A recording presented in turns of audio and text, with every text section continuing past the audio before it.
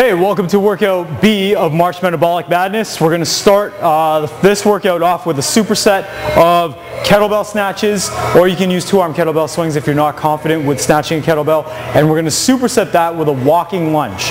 Okay? So if you're doing snatches, you want to go 10 reps per side, so 10 reps per arm.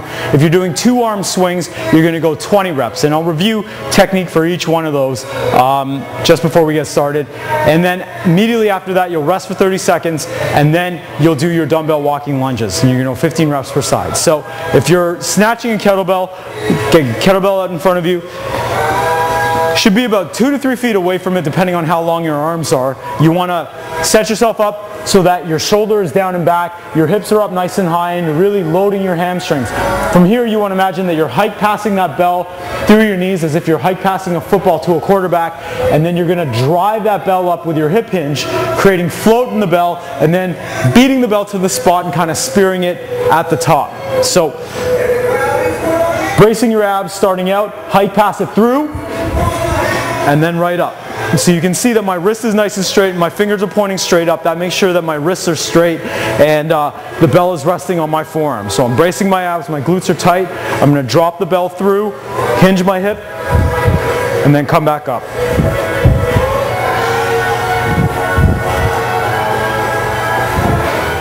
So you're going to do 10 reps on the right and then go 10 reps on the left. If you're using kettlebell swings, then you're going to set up the same way except two hands are going to be on the bell. You're still trying to create float in the bell using that powerful hip hinge and then hip thrust, and then really rooting yourself in the ground. So if I'm doing kettlebell swings, again, bell's going to be about 2 feet in front of me. I'm going to stay rooted into the ground. I'm going to hinge at my hip and keep my butt up nice and high. So as you can see, my back is flat. I've got a good hinge at my hip. That's what's going to create all that power. I'm going to grab the bell, shoulders down and back, hike pass it through, and then finish strong.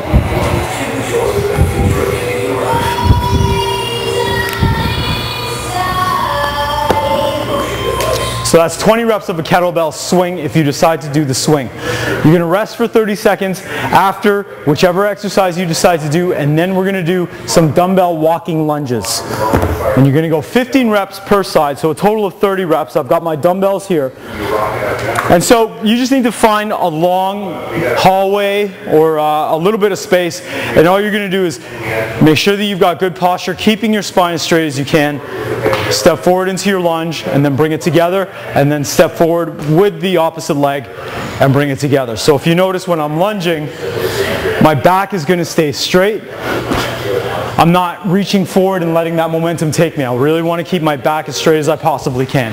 And so you're going to do 15 reps on each side. Make sure you're doing 30 reps.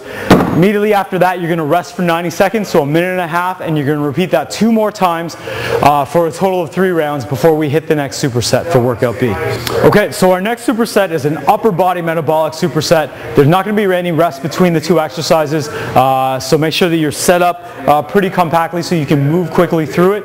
We're going to start off with a dumbbell squeeze press. So I've got my bench set up. I've got a couple of dumbbells here. Remember, with the squeeze press, you're going to keep the heads of the dumbbells together as you bring them down and then all the way through. So I've got my dumbbells here in front of me. I'm going to lie down. Bring the dumbbells together, bracing my abs, keeping my elbows nice and tight to my body. I'm going to bring them down into my sternum, and then from here I'm going to push them straight up, really squeezing my pecs at the top. So emphasize that squeeze. And so we've got 12 reps of these. Okay, right after the squeeze press, I'm going to elevate my bench just a little bit because we're going to be doing 15 reps of a chest supported row. So for the chest supported row,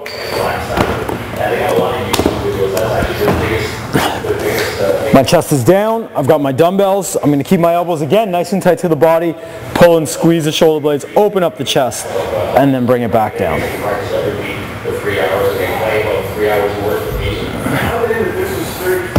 And you're going to go 15 reps.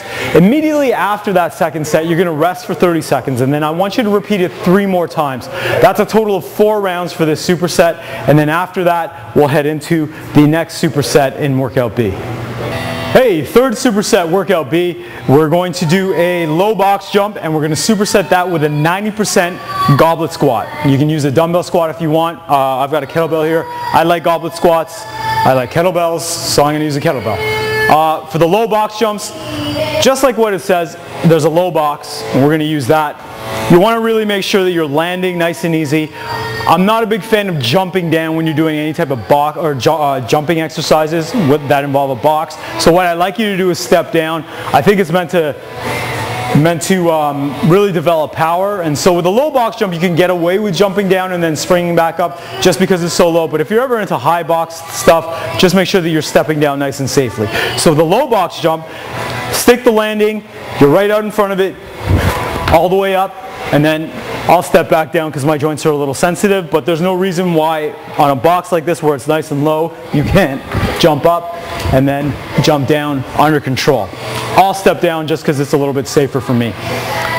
20 reps of that. Immediately after that, you're not going to rest. You're going to pick up your kettlebell or your dumbbell, and you're going to do 15 reps of a 90% goblet squat. So holding the kettlebell in the goblet position, 90%, all that means, and it's better if I show you from the side, you're going to come all the way down into your squat position and then just come up about 90% of the way. So you still want to maintain tension in the muscles. So as you can see, my knees are still slightly bent. I'm not fully locked out where I'm squeezing my glutes all the way through. My knees are going to stay slightly bent so that I can keep tension on the muscles the whole time. Okay, and you're going to do 15 reps of that. So 20 reps of the low box jump, 15 reps of the 90% goblet squat. After that, you're going to rest for a minute. You're going to repeat it 2 more times for a total of 3 rounds. And then we're going to finish with a 4th superset in workout B. Okay, so we're going to finish workout B with a tricep, an arm tricep. We're going to start off with dumbbell curls with your palms up. So keeping your back straight, squeezing your shoulder blades together, not really internally rotating at all. You're going to curl all the way up and then right back down. You've got 8 reps of these dumbbell curls. After that, there's not going to be any rest. You're going to lie down either on the floor or on the bench. You're going to do 8 reps of a dumbbell tricep extension. So holding straight up, keeping your shoulders down and back. Elbows are going to stay on top of the shoulders the entire time. You're going to bring the dumbbells down to where your ears are and then fully extend up. You've got 8 reps of these. And then immediately after that, you're going to get up and you're going to do 12 reps of dumbbell hammer curls. So we're going bicep, tricep, bicep to finish. Dumbbell hammer curls, palms facing each other, all the way up and then back down. You got 12 reps. Immediately after that, you're going to rest for a minute. And you're going to repeat that 3 more times for a total of 4 rounds. After that, we've got some static stretching. You can take the next day off and then we'll get ready for workout C.